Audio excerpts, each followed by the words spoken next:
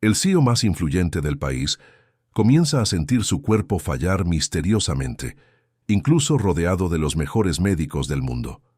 Sin respuestas, cae en un colapso físico que desafía la lógica de la medicina y sacude el imperio que construyó. Pero una limpiadora silenciosa, con un pasado olvidado en la ciencia, ve lo que nadie más puede ver, y al arriesgarlo todo para revelar la verdad, inicia una investigación que puede salvar una vida o destruir la suya. Si esta historia te ha interesado, no te olvides de suscribirte a nuestro canal y dinos desde qué ciudad nos estás viendo. Continuando, la mañana del lunes amaneció gris sobre Madrid, con ese cielo cargado que parecía predecir cambios. En lo alto del edificio corporativo más imponente del Paseo de la Castellana, Rodrigo Méndez observaba la ciudad a través de las ventanas panorámicas de su despacho. A sus 42 años, había construido un imperio en el sector de la tecnología, una empresa que había revolucionado la forma en que los españoles se comunicaban y hacían negocios. Su nombre era sinónimo de innovación, determinación y éxito. Las revistas de negocios lo ponían en sus portadas, las universidades lo invitaban a dar conferencias y los inversores de todo el mundo se disputaban su atención. Pero aquella mañana, algo era diferente. Rodrigo sintió un cansancio inusual al levantarse de la silla, como si sus músculos no respondieran con la misma precisión de siempre. Lo atribuyó a las últimas semanas intensas de trabajo, a los vuelos internacionales consecutivos, a las madrugadas en reuniones con inversores asiáticos. Al fin y al cabo, liderar una corporación de ese calibre no permitía debilidades. Ignoró el malestar, se ajustó la corbata italiana y se dirigió a la reunión matinal con los directores. Durante la presentación de Minevis, los resultados trimestrales, su mano tembló ligeramente al sujetar el mando a distancia de las diapositivas. Fue un temblor casi imperceptible, pero estaba ahí. Unos segundos después, un dolor de cabeza punzante comenzó a latir en sus sienes. Rodrigo entrecerró los ojos, intentando concentrarse en los números proyectados en la pantalla. Los directores no se dieron cuenta de nada. La reunión siguió su curso y él mantuvo la postura firme, la voz segura, el razonamiento afilado. Pero por dentro, una inquietud comenzaba a germinar. En las semanas siguientes, los síntomas se intensificaron. El cansancio se convirtió en agotamiento. Los temblores en las manos aparecían con más frecuencia. Los dolores de cabeza se transformaron en migrañas persistentes que ni los analgésicos más fuertes conseguían aliviar. Rodrigo comenzó a perder peso de forma acelerada, y su piel, antes bronceada y saludable, adquiría una palidez preocupante. Sus ojos, siempre brillantes y atentos, parecían haber perdido ese vigor característico. Mariana, su secretaria desde hacía más de 10 años, fue la primera en notar los cambios. Conocía a Rodrigo lo suficiente como para saber que él jamás admitiría una fragilidad, pero no pudo evitar sentir una opresión en el corazón al verlo apoyarse en la mesa durante una conversación telefónica, como si necesitara ese soporte para permanecer de pie. Cuando ella sugirió delicadamente que fuera a ver a un médico, Rodrigo se limitó a sonreír y decir que todo estaba bien, que era solo el ritmo acelerado de los negocios pasándole factura. Pero no todo estaba bien, y en las semanas que siguieron, eso se hizo dolorosamente evidente. Fue un jueves, durante una presentación para inversores extranjeros, cuando Rodrigo se desmayó. Simplemente se desplomó en mitad de una frase, cayendo al suelo ante decenas de ejecutivos conmocionados. Llamaron a la ambulancia, se activó el protocolo de emergencia y fue trasladado de urgencia al Hospital Ruber Internacional, una de las instituciones más respetadas del país. Los primeros análisis no revelaron nada concluyente. Deshidratación, tal vez. Estrés extremo, sin duda. Pero algo más profundo parecía estar sucediendo. Los médicos sugirieron ingresarlo para una batería completa de pruebas. Rodrigo, por primera vez en su vida adulta, no tuvo fuerzas para negarse. Estaba asustado. Su cuerpo, que siempre había sido fuerte y fiable, le estaba fallando de formas que no podía comprender. La noticia de su ingreso se extendió rápidamente. Los periódicos especularon sobre el futuro de la empresa. Las acciones oscilaron en la bolsa. Y Bruno Tavares, su socio y amigo de toda la vida, asumió temporalmente el mando de las operaciones. Bruno era carismático, competente, siempre presente. Visitaba a Rodrigo todos los días en el hospital, le llevaba frutas importadas, conversaba sobre los negocios, lo tranquilizaba diciéndole que todo estaba bajo control. Pero había algo en los ojos de Bruno que Rodrigo no conseguía descifrar por completo. Una preocupación genuina, sí, pero también algo más, algo que flotaba en el aire como una sombra invisible. Mientras tanto, en los pasillos de aquel hospital de élite se desarrollaba una realidad completamente diferente. Lucía Silva tenía 28 años y trabajaba como limpiadora en el turno de tarde. Todos los días se ponía su uniforme azul marino, se recogía el pelo castaño en un moño apretado e iniciaba su rutina de limpieza por las plantas más concurridas de la institución. Era invisible para la mayoría de la gente. Los médicos pasaban a su lado sin mirar. Las enfermeras daban órdenes sin decir por favor. Los visitantes la ignoraban por completo, como si fuera solo parte del mobiliario. Lucía estaba acostumbrada a eso. Había aprendido, a lo largo de los últimos 5 años, que su función allí era hacer que el trabajo desapareciera, no aparecer. Pero detrás de aquella mujer silenciosa que fregaba suelos y limpiaba ventanas, había una historia que nadie conocía. Una historia de sueños interrumpidos y talentos ocultos. Antes de convertirse en limpiadora, Lucía había sido una estudiante brillante de química en la Universidad Complutense de Madrid. Le fascinaba la ciencia, la forma en que las moléculas se combinaban, la precisión de las reacciones, el poder de la investigación. Sus profesores decían que tenía un futuro prometedor, que podría convertirse en una investigadora de renombre. Lucía soñaba con trabajar en un gran laboratorio, desarrollar medicamentos, contribuir a la ciencia española. Pero la vida tiene sus propios planes. Su padre sufrió un accidente que lo dejó incapacitado para el trabajo. Su madre, que siempre había sido ama de casa, no tenía cualificación profesional. Sus 2 hermanos menores aún estudiaban. Alguien tenía que garantizar el sustento de la familia. Y Lucía, la hija mayor, tomó la decisión más difícil de su vida. Abandonó la universidad en 3er año y buscó cualquier empleo que pudiera pagar las facturas de inmediato. Eso fue hace 5 años. 5 años limpiando hospitales, cargando cubos, escuchando órdenes. 5 años viendo cómo sus sueños se alejaban como estrellas en un cielo cada vez más oscuro. Pero Lucía nunca dejó que su mente científica muriera. Todavía leía artículos cuando podía, todavía pensaba en reacciones químicas mientras mezclaba productos de limpieza, todavía tenía esa mirada analítica que ninguna circunstancia había logrado apagar por completo. Y fue esa mirada la que le hizo notar algo extraño en la habitación 312. Rodrigo Méndez había sido trasladado a esa habitación tras una serie de pruebas no concluyentes. Su estado se deterioraba rápidamente y el equipo médico estaba perplejo. Llamaron a especialistas. Se reunieron juntas médicas. Se repitieron sofisticados análisis. Pero nadie conseguía explicar por qué aquel hombre, anteriormente sano, se estaba consumiendo de forma tan dramática. Fue entonces cuando la dirección del hospital tomó una decisión extraordinaria: convocar a 5 de los mejores médicos del mundo para un consejo internacional. Llegaron de diferentes continentes.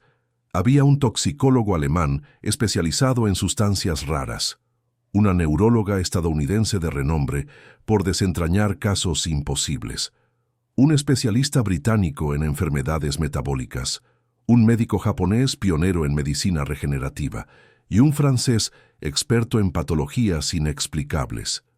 Cada uno de ellos examinó a Rodrigo minuciosamente. Hicieron pruebas que costaban fortunas, debatieron hipótesis complejas, aplicaron tratamientos experimentales, pero nada funcionaba. El cuerpo de Rodrigo seguía fallando, como si estuviera siendo lentamente consumido por algo invisible e inexorable. Lucía observaba todo aquello con una mezcla de curiosidad y compasión. Veía al paciente de la habitación 312 consumirse día tras día. Veía la angustia en sus ojos cuando se despertaba. Veía la forma en que se aferraba a las sábanas cuando llegaban los dolores. Y sentía una empatía profunda por aquel hombre que, a pesar de toda su riqueza y poder, estaba tan frágil y desamparado como cualquier otro ser humano. Pero fue durante una de sus rutinas de limpieza cuando Lucía notó algo peculiar. Al lado de la cama de Rodrigo siempre había un pequeño frasco de cristal. Parecía ser una crema hidratante o algún producto de uso personal. Al principio no le dio mucha importancia, pero su instinto científico, aquel que permanecía dormido pero nunca muerto, se despertó cuando observó mejor el contenido de aquel frasco. Había un brillo metálico sutil en la superficie del líquido. Algo que no debería estar allí. Lucía frunció el ceño, pero continuó su limpieza sin decir nada. No era su lugar cuestionar. Ella era solo la limpiadora. En los días siguientes comenzó a prestar más atención. El frasco era reemplazado regularmente, y quien lo traía era siempre el mismo visitante, Bruno Tavares, el socio de Rodrigo. Bruno llegaba con su postura impecable, su traje a medida, su sonrisa cordial. Conversaba con Rodrigo, arreglaba sus cosas, dejaba el frasco al lado de la cama y se iba. Había algo en ese ritual que incomodaba a Lucía. No podía explicar exactamente qué. Quizás era la forma en que Bruno tocaba el frasco, con un cuidado casi excesivo, o quizás era el hecho de que casualmente Rodrigo siempre parecía empeorar después de usar ese producto. Una tarde, cuando estaba sola en la habitación haciendo la limpieza después del horario de visitas, Lucía tomó una decisión arriesgada. Miró a los lados, asegurándose de que nadie la observaba, y rápidamente recogió una minúscula muestra de aquella sustancia usando un bastoncillo de algodón que guardó en un pequeño envase de plástico. Su corazón latía acelerado. Si alguien la veía, podría ser despedida en el acto. Pero algo más fuerte que el miedo la impulsaba. Ese sentido científico que nunca la había abandonado estaba gritando que algo iba mal. Esa noche, después de su turno, Lucía se fue a casa llevando esa pequeña muestra como si fuera un tesoro secreto. Vivía en un piso sencillo en Vallecas, en la zona sur de Madrid, compartido con su madre y sus hermanos.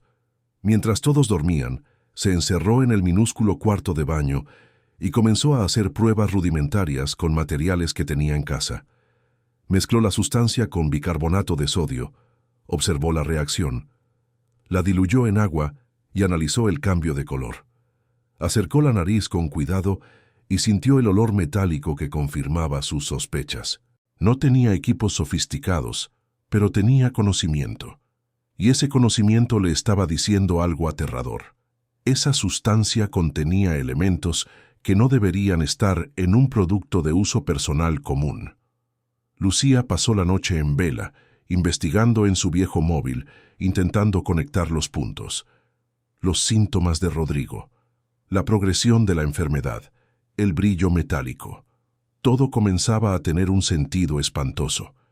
Si sus sospechas eran correctas, ese hombre no estaba enfermo por casualidad.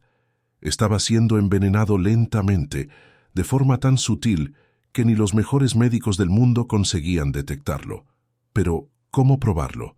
¿Quién le creería a ella, una simple limpiadora, en contra de la opinión de 5 especialistas internacionales? ¿Y si se equivocaba? ¿Y si acusaba a alguien injustamente? Las dudas la atormentaban, pero en el fondo de su corazón, Lucía sabía que no podía quedarse callada. Una vida estaba en juego, y si ella tenía la posibilidad de salvarla, por pequeña que fuera esa oportunidad, tenía que intentarlo. A la mañana siguiente, Lucía volvió al hospital con el peso de un secreto que podría cambiarlo todo. Mientras empujaba su carro de limpieza por los pasillos, sus ojos buscaban a alguien en quien pudiera confiar. La mayoría de los médicos apenas sabían su nombre. Las enfermeras Estaban siempre demasiado ocupadas para conversar, pero había un joven médico, el doctor Felipe Almeida, que siempre había sido amable con ella. Era del equipo de medicina general, no formaba parte del equipo de especialistas internacionales, pero tenía una mirada atenta y una postura humilde que lo diferenciaba de los demás. Lucía decidió que, si iba a arriesgar su estabilidad y reputación, sería con él. Durante la pausa del almuerzo, cuando el movimiento en los pasillos disminuía, lo abordó tímidamente. Las palabras salieron temblorosas, pero decididas. Le contó sus sospechas, sobre el frasco misterioso, sobre sus conocimientos de química. El doctor Felipe la escuchó sin interrumpirla, y cuando terminó, sus ojos revelaban algo entre sorpresa y admiración. No la descartó, no la llamó loca. En su lugar, le pidió la muestra que había recogido y prometió analizarla adecuadamente en el laboratorio del hospital. Lucía sintió una mezcla de alivio y terror. Había dado el primer paso. Ahora, solo quedaba esperar para ver si sus sospechas se confirmaban o si acababa de cometer el mayor error de su vida. Rodrigo, ajeno a todo aquello, continuaba su lucha silenciosa por la supervivencia en la habitación 312. Cada día que pasaba, sentía su cuerpo más débil, su mente más confusa. A veces se despertaba en mitad de la noche sin saber dónde estaba. Otras veces miraba sus propias manos y no las reconocía, tan delgadas y temblorosas se habían vuelto. En sus momentos de lucidez, pensaba en la empresa que había construido, en los sueños que tenía para el futuro, en los logros que aún quería alcanzar. Pensaba también en Bruno, su amigo de tantos años, y sentía gratitud por tenerlo a su lado en ese momento difícil. No tenía idea de que ese mismo amigo podría ser el origen de todo su sufrimiento. Bruno, por su parte, visitaba a Rodrigo diariamente con una máscara perfecta de preocupación. Llevaba flores, conversaba sobre trivialidades, ajustaba las almohadas y siempre, siempre dejaba el frasco al lado de la cama. Nadie sospechaba nada. Al fin y al cabo, ¿por qué iban a sospechar? Él era el socio leal, el amigo dedicado, el hombre que mantenía la empresa funcionando, mientras su compañero luchaba por la vida. Pero en los ojos de Lucía, entrenados por la ciencia y agudizados por la intuición, había algo en ese hombre que no se correspondía con su fachada de bondad. Era un detalle sutil, casi imperceptible, la forma en que tocaba el frasco, la breve sonrisa que esbozaba cuando nadie estaba mirando, esa satisfacción discreta que se escapaba por una fracción de segundo. Y ella sabía que su intuición rara vez la engañaba. Algo estaba profundamente mal, y estaba decidida a descubrir qué era. Pasaron 2 días antes de que el doctor Felipe Almeida volviera a buscar a Lucía. Fueron 2 días de ansiedad pura, en los que apenas pudo dormir imaginando todas las posibilidades. ¿Y si estaba equivocada? ¿Y si perdía el trabajo? ¿Y si causaba un problema enorme basado en nada más que la intuición? Pero al mismo tiempo sentía que no podía estar equivocada. Su instinto científico, aquel que la había hecho destacar en la universidad años atrás, gritaba que había descubierto algo importante. El viernes por la tarde, mientras Lucía limpiaba el pasillo de la tercera planta, el doctor Felipe apareció caminando rápidamente en su dirección. Su rostro estaba serio, casi pálido, y sus ojos cargaban una urgencia que hizo que el corazón de ella se acelerara. Hizo un gesto discreto para que lo siguiera hasta una sala de reuniones vacía. Cuando la puerta se cerró tras ellos, el médico respiró hondo antes de hablar. La muestra que Lucía había recogido fue analizada en el laboratorio del hospital y los resultados eran alarmantes. La sustancia contenía trazas significativas de talio, un metal pesado extremadamente tóxico que causa envenenamiento lento y progresivo. El talio es conocido por ser inodoro, insípido y prácticamente indetectable cuando se administra en dosis pequeñas y constantes.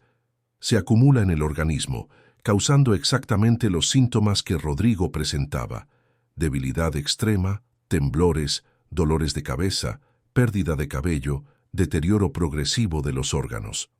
Lucía. Sintió que le flaqueaban las piernas.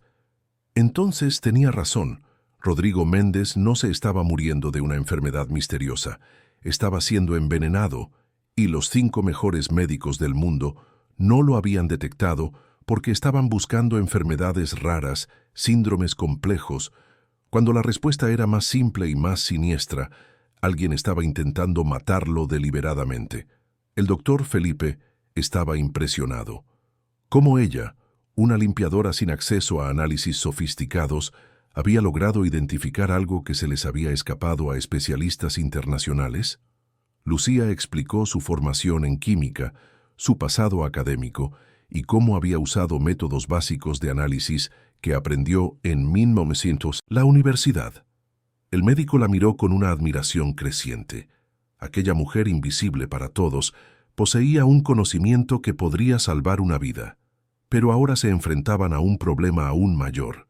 Si la sustancia contenía talio, alguien estaba poniendo eso intencionadamente en el frasco, y ese alguien tenía acceso libre a la habitación de Rodrigo.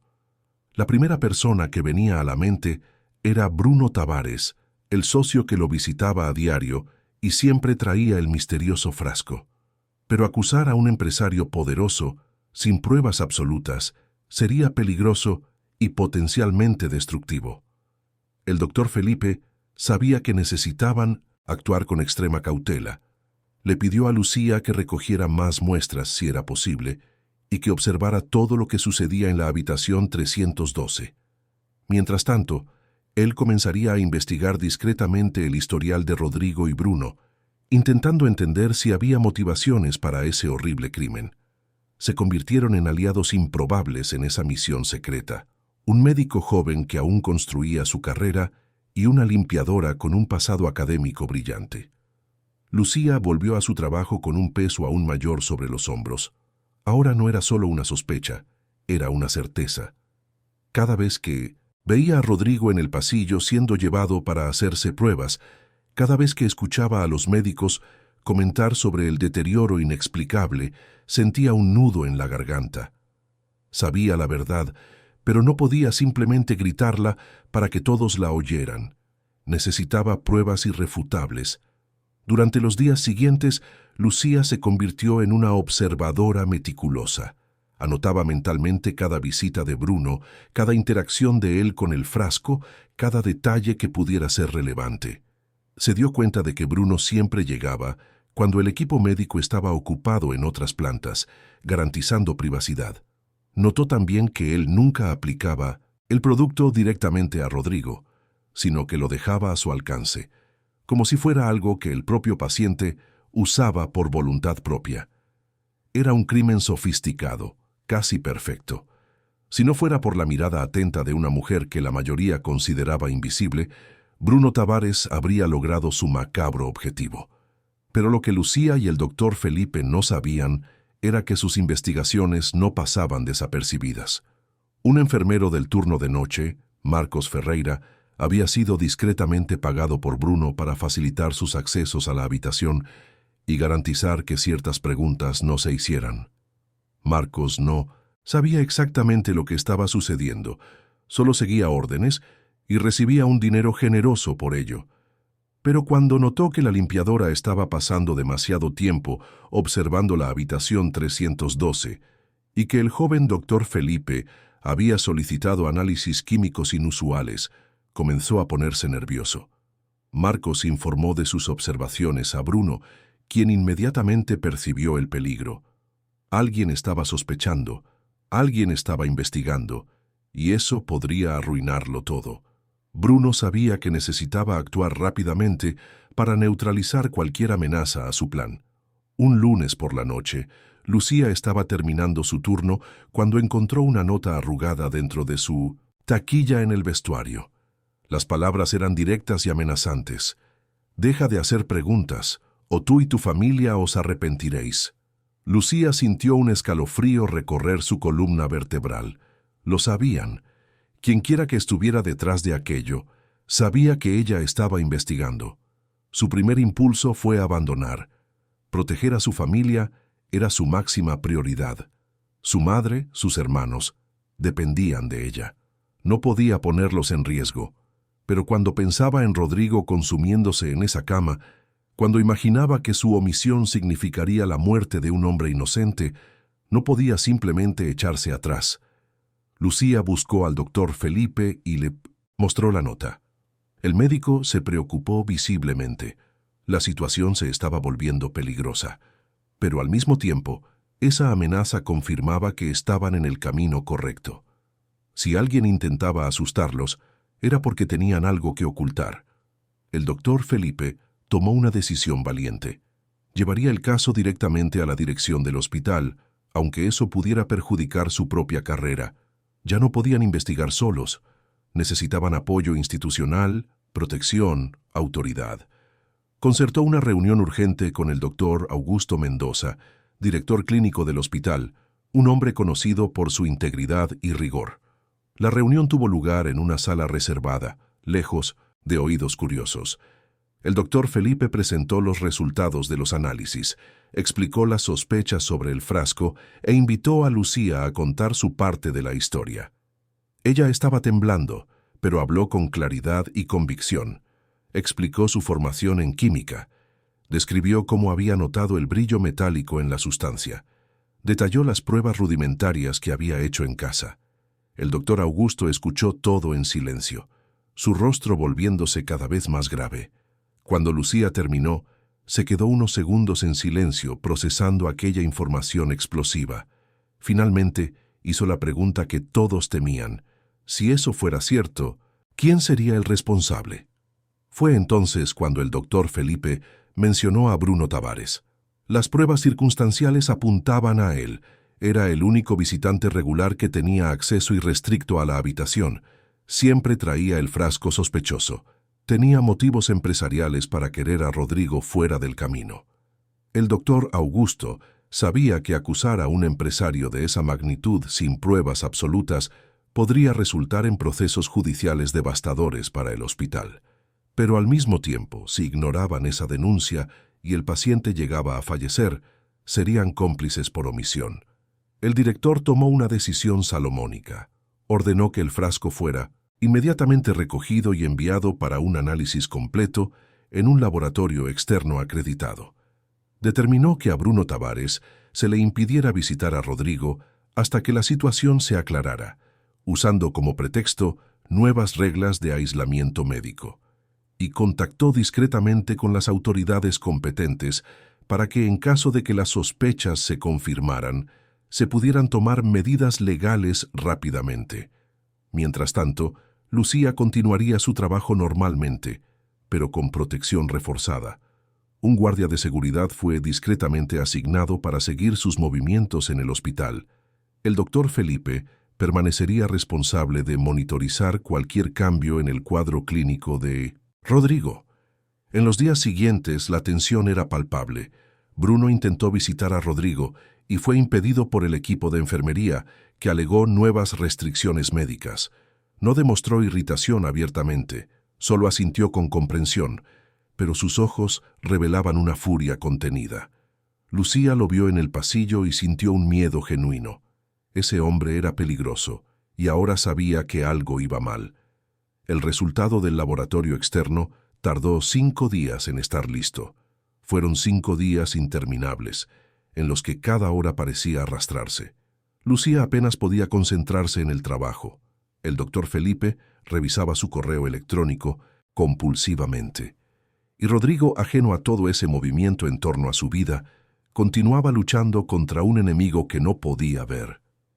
Si estuvieras en el lugar de Lucía, ¿habrías arriesgado tu seguridad y la de tu familia para salvar la vida de un desconocido? Cuéntanoslo en los comentarios. Cuando el resultado finalmente llegó, lo confirmó definitivamente. El contenido del frasco era una crema hidratante común mezclada con dosis calculadas de talio. Ya no había dudas. Aquello era un intento de asesinato sofisticado, lento y cruel. El doctor Augusto convocó una reunión de emergencia con el equipo médico internacional y los abogados del hospital. La revelación fue impactante. Los 5 especialistas internacionales que se habían dedicado al caso durante semanas fueron informados de que no estaban lidiando con una enfermedad rara, sino con un envenenamiento intencional. El toxicólogo alemán quedó especialmente perturbado. El talio era exactamente su especialidad, y el hecho de no haber considerado esa posibilidad antes lo avergonzaba profundamente. Examinó de nuevo los análisis de Rodrigo bajo esta nueva óptica. Y todo cobró sentido al instante. Se decidió que Rodrigo sería inmediatamente sometido a un tratamiento de quelación para eliminar el talio de su organismo. Era un proceso delicado y largo, pero había una esperanza real de recuperación si actuaban rápidamente. Al mismo tiempo, las autoridades policiales fueron notificadas oficialmente y se abrió una investigación criminal. Bruno Tavares fue convocado para prestar declaración. Su reacción inicial fue de indignación calculada. ¿Cómo se atrevían a acusarlo? Él, que había dedicado años de su vida a la empresa, que visitaba a su socio todos los días, que mantenía el negocio funcionando. Era un absurdo, una calumnia, y demandaría a todos los implicados. Pero cuando le presentaron las pruebas de laboratorio, cuando le mostraron los vídeos de seguridad del hospital donde se le veía cambiando los frascos, cuando el enfermero Marcos Ferreira confesó bajo presión que le habían pagado para facilitar accesos irregulares, Bruno se dio cuenta de que su farsa se había desmoronado. La verdad era tan sórdida como predecible. Bruno estaba gravemente endeudado debido a desastrosas inversiones personales. Había desviado fondos de la empresa y sabía que Rodrigo eventualmente lo descubriría. La única forma de evitar la ruina completa era asumir el control total de la corporación. Y para eso, Rodrigo tenía que desaparecer del camino. No de inmediato, sino de una forma que pareciera natural. Una enfermedad misteriosa. Era la cortina de humo perfecta. La detención de Bruno Tavares fue noticia en todos los periódicos. Los medios especulaban incesantemente sobre los detalles del caso. ¿Cómo podía alguien hacerle eso a un socio y amigo? ¿Cuánto tiempo le habría quedado a Rodrigo si no se hubiera descubierto? ¿Y quién era la persona que había desvelado el misterio cuando los mejores especialistas del mundo no lo consiguieron? Fue entonces cuando el nombre de Lucía Silva comenzó a circular. Primero de forma discreta entre los empleados del hospital, después en artículos periodísticos. La historia de la limpiadora con formación en química que salvó la vida de un millonario fascinaba al público. Se convirtió, de la noche a la mañana, en una heroína improbable. Pero Lucía no quería los focos. Seguía haciendo su trabajo, cuidando de su familia, viviendo su vida sencilla. Rechazaba entrevistas, evitaba las cámaras. Para ella solo había cumplido con su deber humano. Cualquier persona decente habría hecho lo mismo. Mientras tanto, Rodrigo comenzaba a recuperarse lentamente. El tratamiento de quelación estaba funcionando. Cada día sentía que recuperaba un poco más de fuerza. La niebla mental que lo envolvía comenzaba a disiparse, y por primera vez en meses había una esperanza genuina en sus ojos. Fue en una mañana soleada de jueves cuando Rodrigo finalmente consiguió sentarse en la cama sin ayuda. Su primera pregunta fue sobre quién había descubierto el envenenamiento. El equipo médico dudó antes de responder, pero finalmente le contaron toda la historia. La limpiadora, la mirada atenta, la muestra recogida, el coraje de denunciar. Rodrigo quiso conocerla inmediatamente, pero Lucía tenía el día libre. Tendría que esperar, y mientras esperaba, pensaba en esa mujer misteriosa a la que nadie prestaba atención, pero que había sido la única en verlo de verdad. La única a la que le importó lo suficiente como para arriesgarlo todo y salvarlo de un destino terrible. Cuando finalmente se encontraron, fue un momento cargado de emociones inesperadas. Lucía entró en la habitación tímidamente, todavía con su uniforme de trabajo. Rodrigo estaba sentado en un sillón cerca de la ventana, mucho más delgado que antes, pero con los ojos brillantes de gratitud y curiosidad. Se miraron durante unos segundos en silencio. No eran solo un millonario y una limpiadora. Eran dos personas cuyos destinos se habían entrelazado de forma extraordinaria. Él le debía la vida a ella, y ella sin saberlo aún, estaba a punto de que su vida fuera transformada por él. Rodrigo extendió la mano y Lucía la estrechó delicadamente, y en ese apretón de manos algo indefinible pasó entre ellos. Una conexión, un reconocimiento, el comienzo de una historia que ninguno de los dos podría haber previsto. La conversación entre Rodrigo y Lucía esa tarde fue breve, pero significativa. Él le dio las gracias con palabras sinceras. Ella respondió con humildad genuina. Pero cuando Lucía salió de la habitación, ambos sintieron que algo había comenzado allí, una conexión inexplicable, un respeto mutuo que trascendía sus diferentes realidades sociales. En Ninto, las semanas siguientes, mientras Rodrigo continuaba su tratamiento y recuperación gradual, comenzó a hacer preguntas sobre Lucía. Quería saber más sobre esa mujer que lo había salvado. El doctor Felipe, que se había convertido en una especie de confidente, le contó la historia completa. La universidad abandonada, los sueños interrumpidos, la familia que dependía de ella, los 5 años trabajando como limpiadora a pesar de tener talento para mucho más. Rodrigo se sintió profundamente conmovido. Allí estaba una mujer con un potencial desperdiciado, no por falta de capacidad, sino por las crueles circunstancias de la vida. Mientras él había tenido todas las oportunidades del mundo, ella se había visto forzada a renunciar a sus sueños para garantizar el sustento familiar. La injusticia de aquello lo perturbaba. Y más que eso, despertaba en él un deseo genuino de hacer algo significativo. Durante su ingreso, Rodrigo tuvo mucho tiempo para reflexionar sobre su vida. Haber estado a punto de morir había cambiado su perspectiva sobre todo. ¿Qué era lo que realmente importaba? ¿Construir imperios empresariales? ¿Acumular riqueza?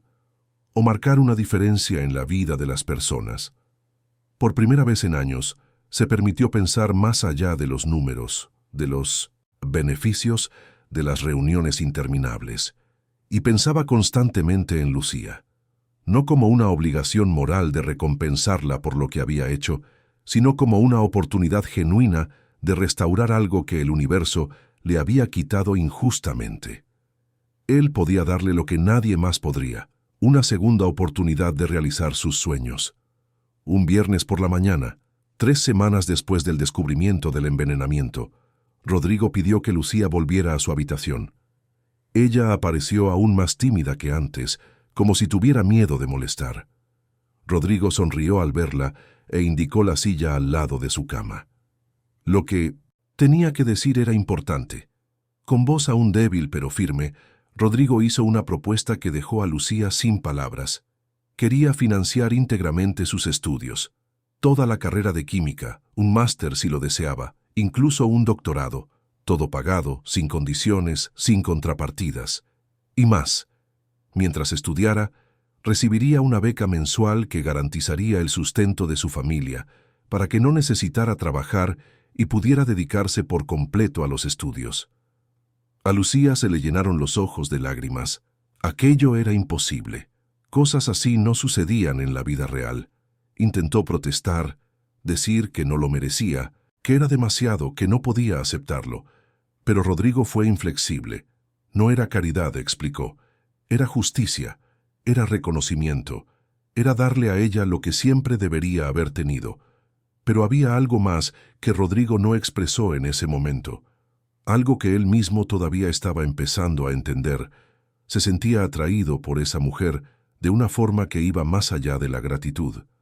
Sentía una admiración profunda por su inteligencia, su humildad, su valentía. Cuando estaba en su presencia, sentía una paz que no había experimentado en años.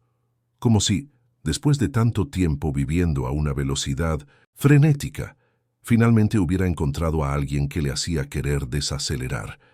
Lucía salió de esa conversación en estado de shock. Volvió a casa aturdida, sin poder creer lo que había sucedido. Cuando se lo contó a su madre, doña Teresa, la mujer rompió a llorar.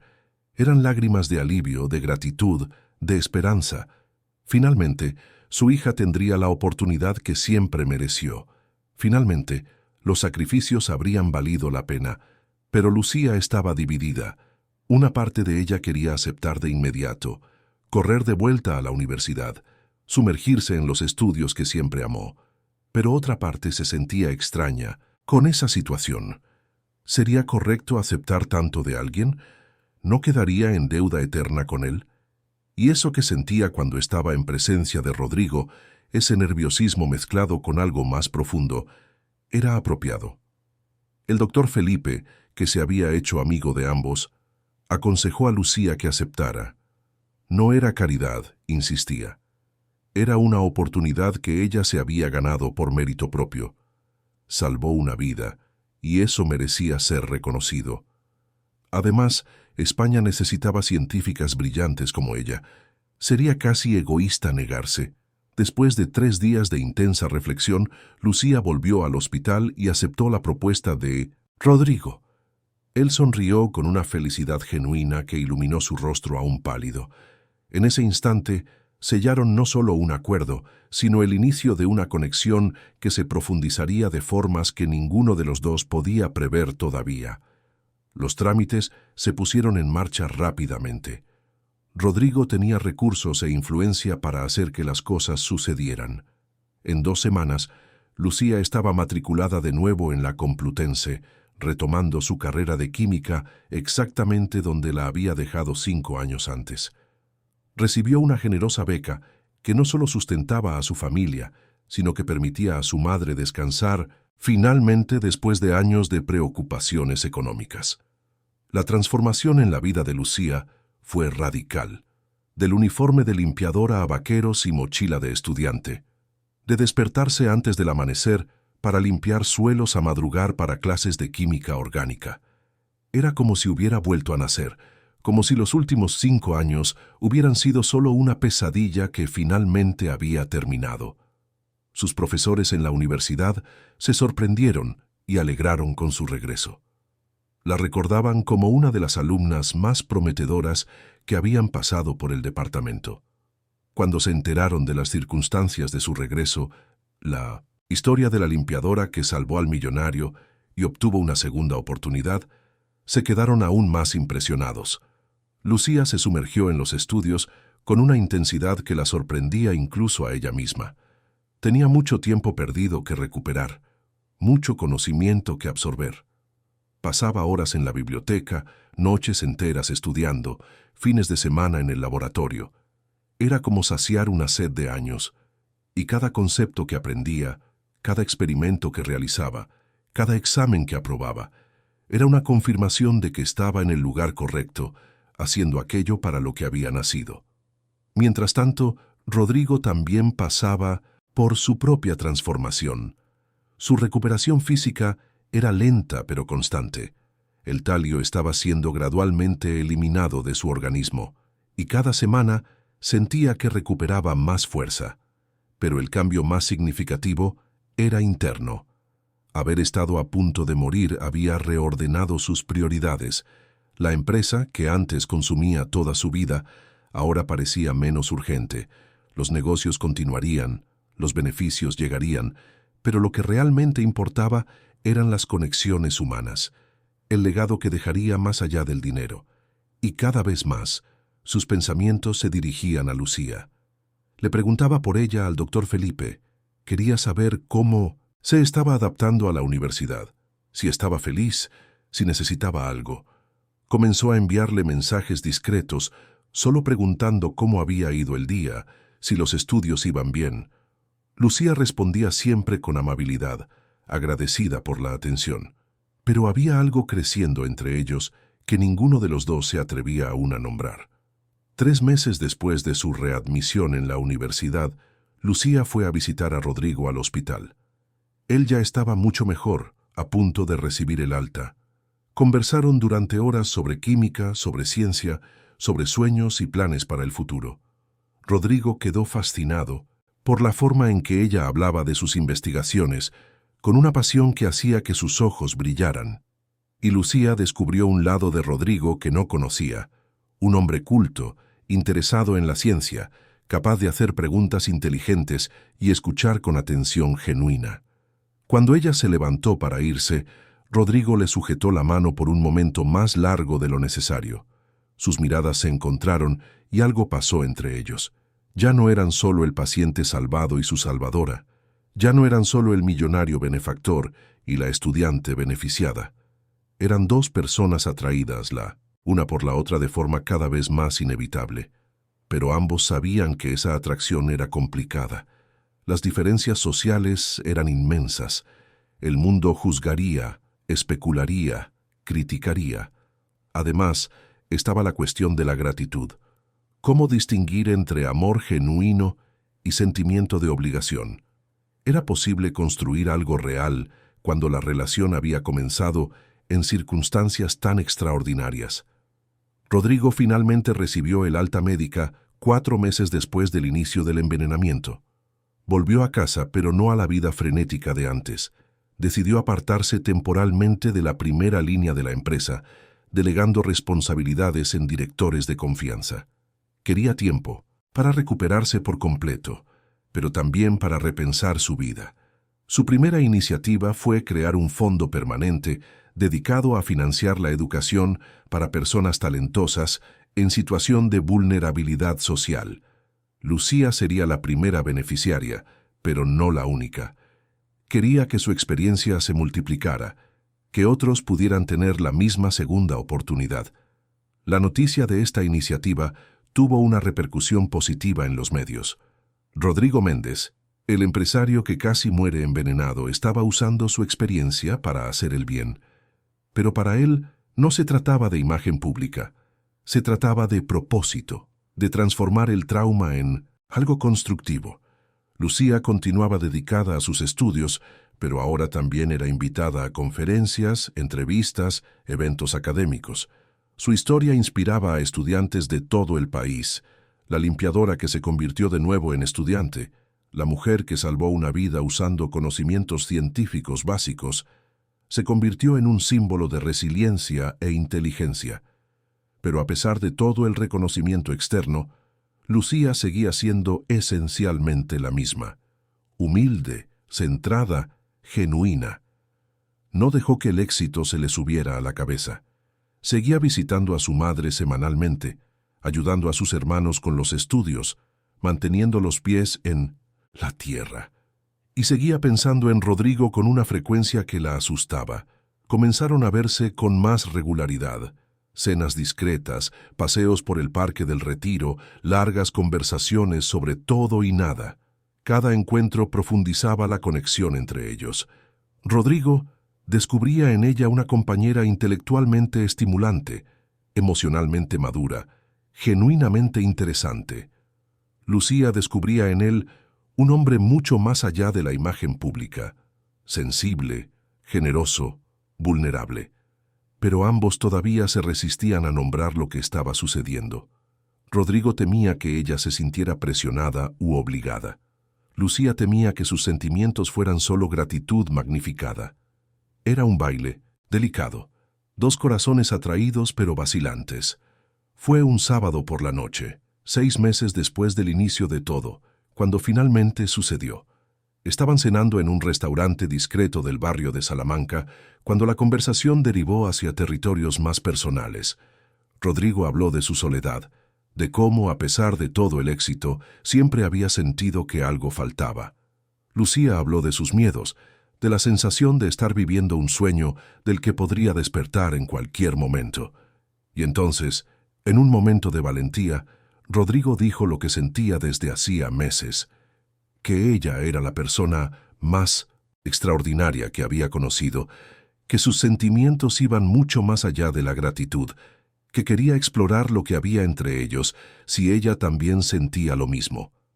A Lucía se le llenaron los ojos de lágrimas. Ella también lo sentía. Desde el primer día, desde aquel apretón de manos en el hospital, había algo allí. Pero tenía tanto miedo de estropearlo todo, de mezclar gratitud con amor, de no ser digna de él. Rodrigo le sujetó las manos sobre la mesa. Ella era más que digna, dijo. Era ella quien lo había salvado al fin y al cabo. Era ella quien había visto valor donde otros no lo veían. Era ella quien había transformado su vida de forma irrevocable.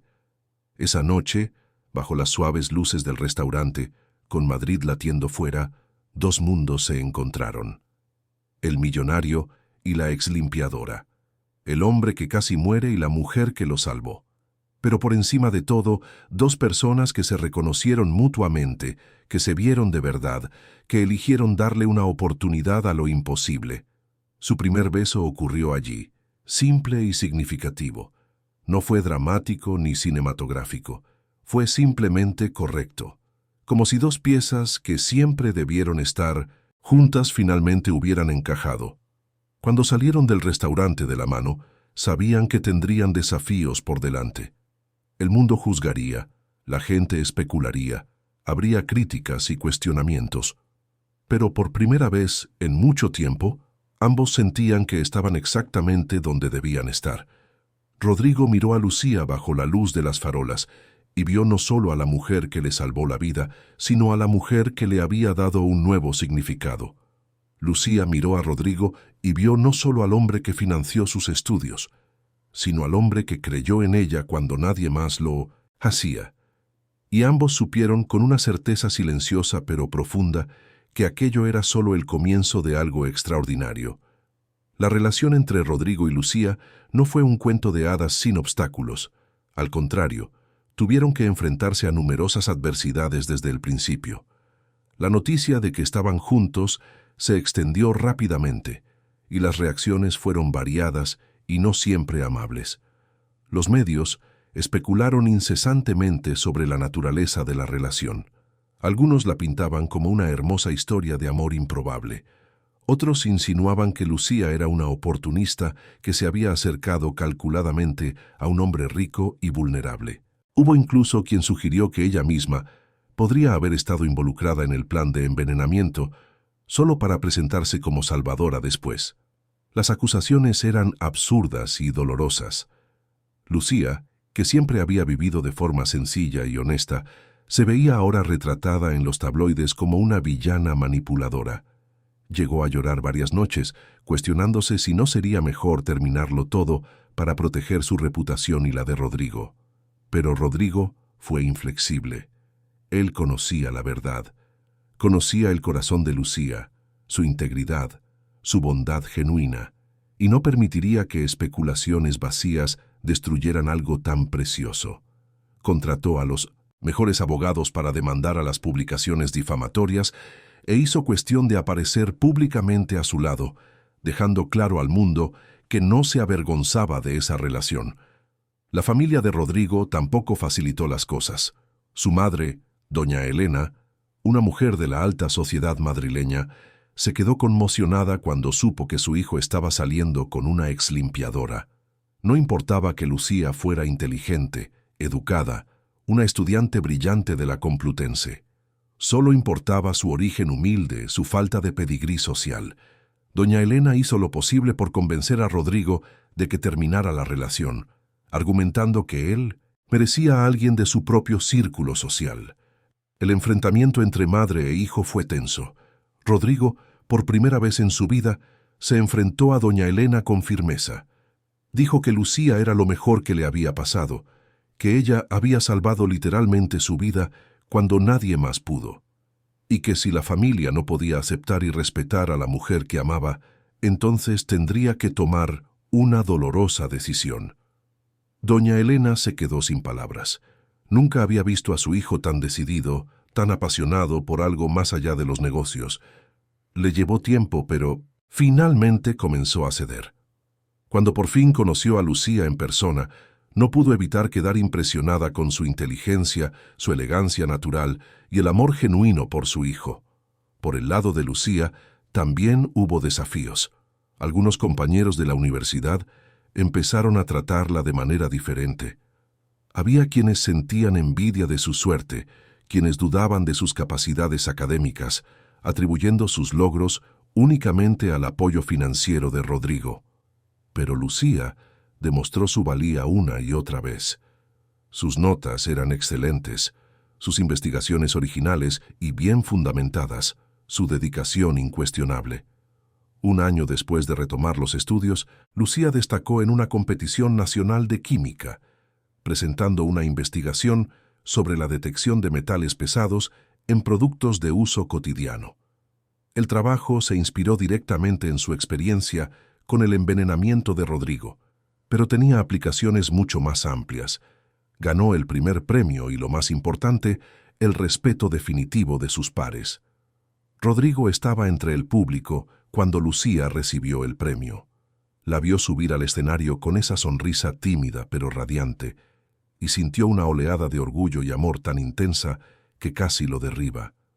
Esa mujer extraordinaria que el destino había puesto en su camino de forma tan dramática estaba cumpliendo sus sueños, y él tenía el privilegio de ser testigo y apoyar ese viaje. Pero no era solo Lucía la que se estaba transformando. Rodrigo también había cambiado profundamente.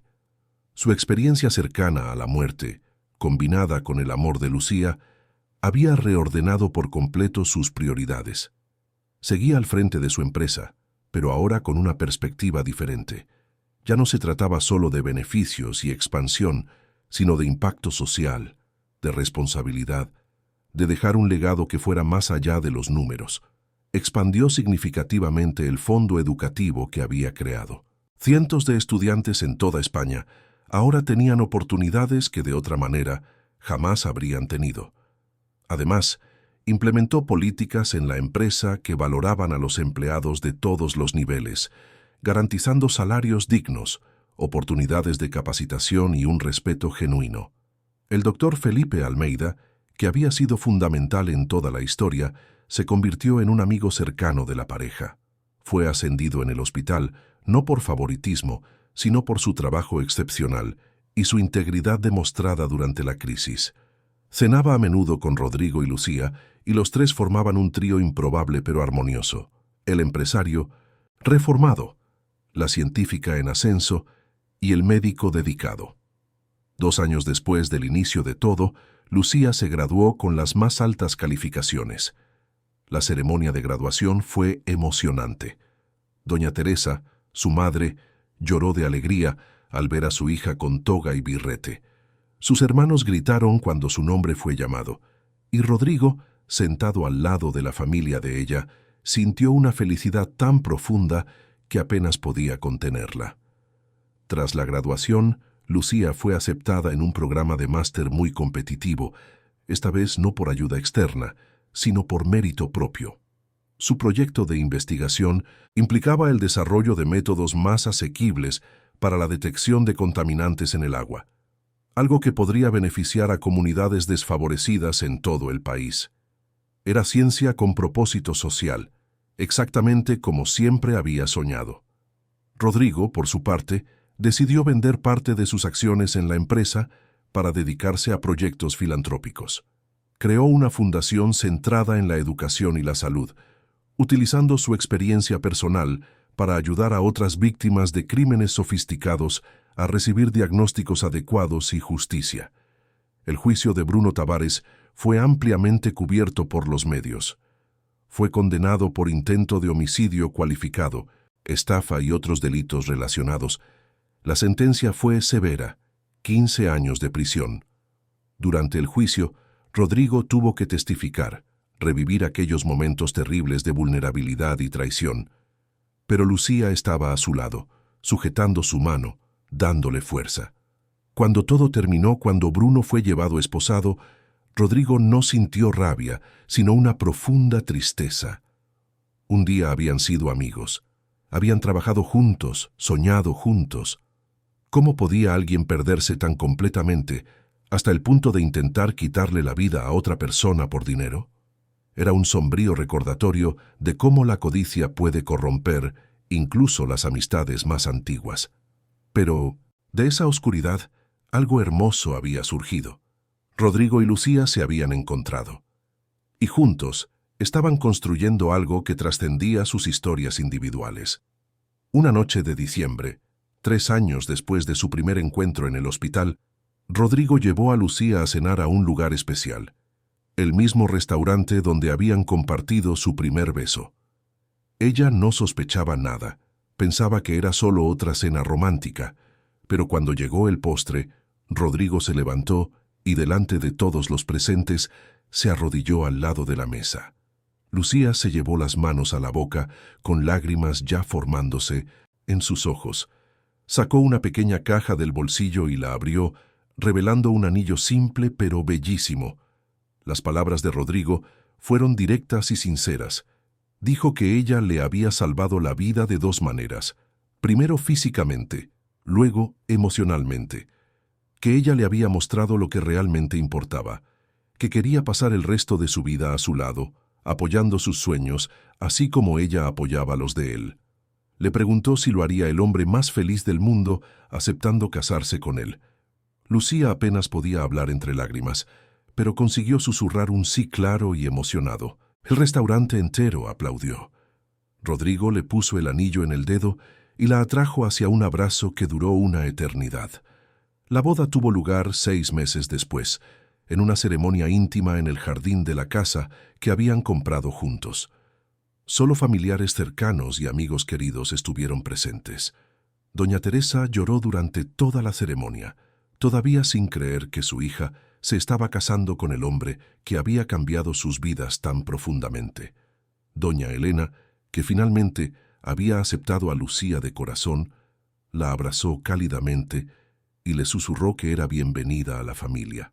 El 11. Doctor Felipe fue el padrino de Rodrigo, y una compañera del máster de Lucía fue su madrina. La ceremonia fue sencilla pero profundamente significativa. Los votos que intercambiaron fueron escritos por ellos mismos, palabras de amor, gratitud y compromiso con un futuro construido juntos. Cuando el oficiante los declaró marido y mujer y se besaron bajo el cielo estrellado de Madrid, todos los presentes sintieron que estaban presenciando algo raro y precioso. Un amor nacido de las circunstancias más improbables, pero que había demostrado ser genuino, resistente y transformador. En los años que siguieron, Rodrigo y Lucía construyeron una vida que honraba tanto sus orígenes como sus sueños. Lucía completó su máster y comenzó un doctorado, siempre enfocada en investigaciones que pudieran tener un impacto social positivo. Publicó artículos en revistas científicas internacionales, se convirtió en una referencia en su campo e inspiró a una nueva generación de científicos de orígenes humildes. Rodrigo continuó con su empresa con una nueva filosofía, equilibrando el éxito financiero con la responsabilidad social. Pero su mayor satisfacción no provenía de los negocios, sino del trabajo filantrópico que desarrollaba junto a Lucía.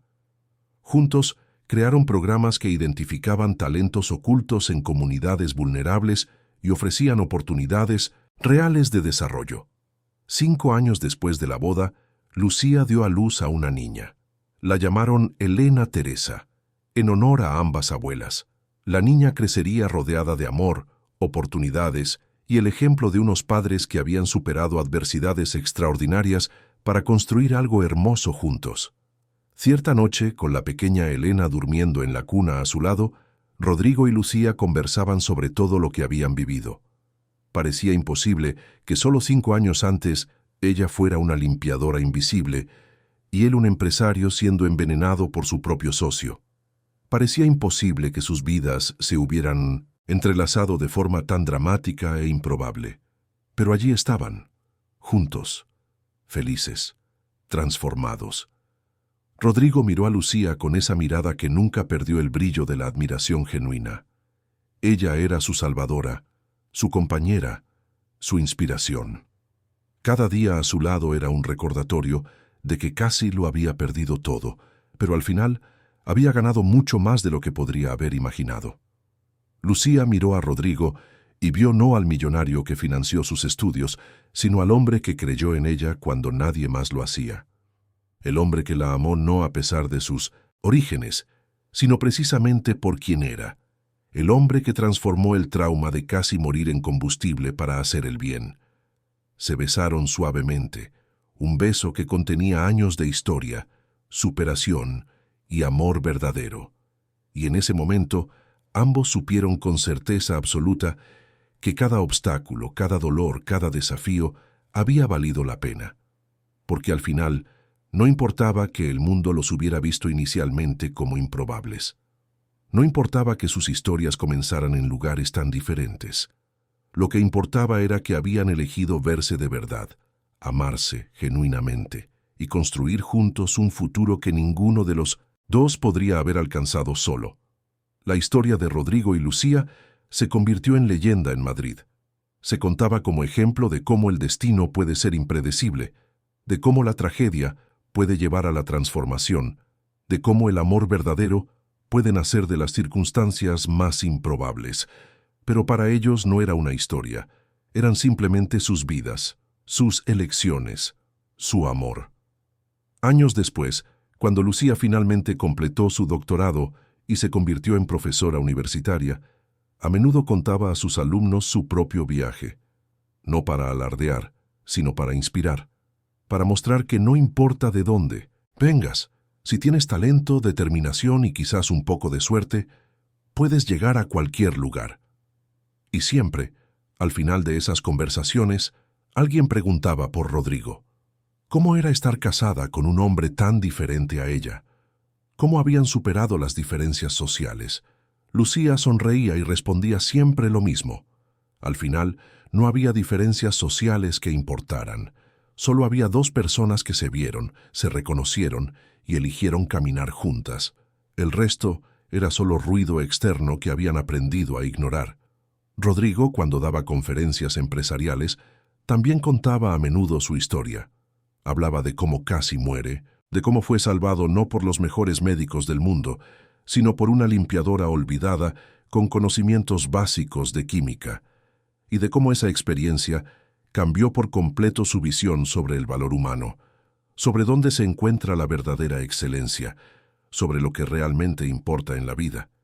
Su mensaje era siempre el mismo: no subestimes a nadie. El talento puede estar oculto en los lugares más improbables. Y a veces, las personas que te salvan la vida son aquellas que nunca esperarías. Y así Rodrigo y Lucía vivieron, no perfectos, porque nadie lo es, no sin desafíos, porque la vida siempre trae obstáculos, pero juntos, felices, agradecidos, transformados por el amor que nació de una de las situaciones más dramáticas e improbables que alguien podría imaginar. La mujer invisible fue vista, el hombre poderoso aprendió la humildad, y juntos demostraron que el amor verdadero puede superar cualquier diferencia, cualquier obstáculo, cualquier juicio externo, porque al final lo que importa no es cómo empiezas, sino quién eliges ser y a quién eliges amar. Queridos oyentes, esperamos que la historia de Rodrigo y Lucía haya tocado vuestro corazón.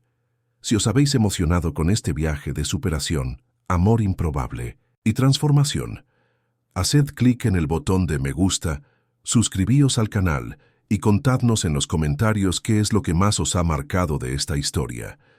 Todos los días traemos historias intensas como esta, que revelan el lado más profundo del alma humana, que muestran cómo el destino puede unir a personas de formas extraordinarias y cómo el amor verdadero puede nacer hasta de las circunstancias más improbables. Os esperamos en el próximo episodio.